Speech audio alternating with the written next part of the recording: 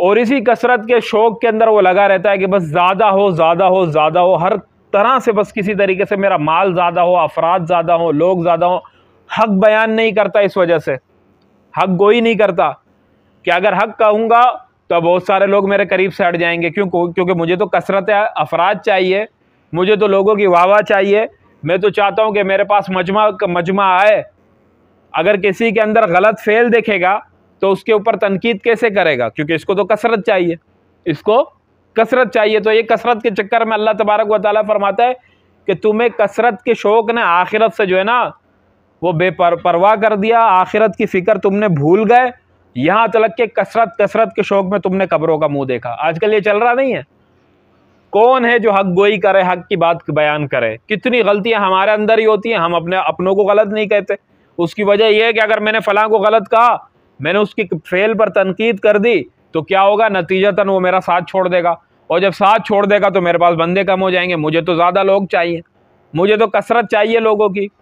تو دیکھیں، صحابہ کا نام تو ہم سارے لوگ لیتے ہیں کہ بھئی صحابہ ہمارے بڑے تھے، صحابہ ہمارے بڑے تھے، لیکن صحابہ کا فعل دیکھو کہ کیا تھا، صحابہ کا عمل دیکھو کہ کیا تھا۔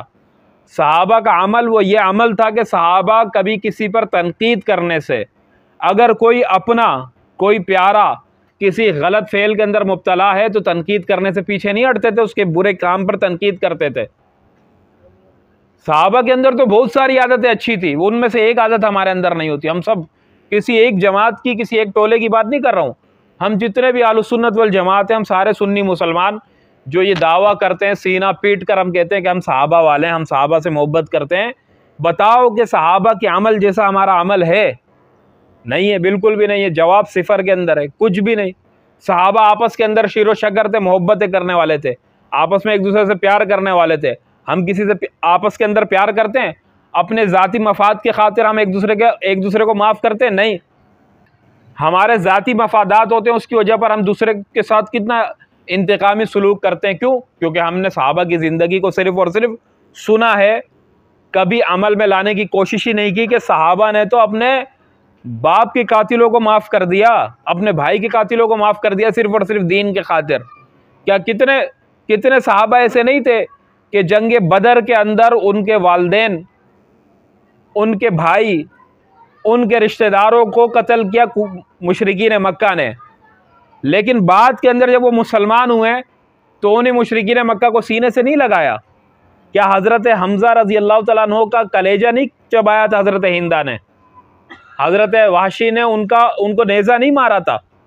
حضور اکرم صلی اللہ علیہ وسلم، چلو وہ تو نبی تھے، اللہ کے رسول نے معاف کیا، یہی کہتے ہیں یار وہ تو نبی تھے، ان کا تو صبر بڑا ہوا تھا، لیکن کیا حضرت حمزہ حضرت علی رضی اللہ تعالیٰ عنہ کے چاچا نہیں تھے؟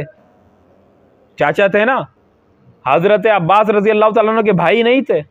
حضرت ابن عباس کے چاچا نہیں تھے؟ عقیل کے چاچا نہیں تھے؟ کتنے سارے صحابہ تھے جو ان کے رشتہ دار تھے۔ وہ بھی تو کہتے کہ یار میں ویشی کو کیسے چھوڑ دوں، میرے چاچا کو قتل کیا، میرے بھائی کو قتل کیا، میں تو نہیں معاف کروں گا۔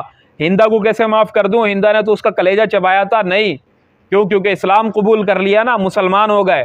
اب جب مسلمان ہو گئے تو ان کا حق ہمارے حق کے برابر ہے، وہ ہمارے بھائی ہیں۔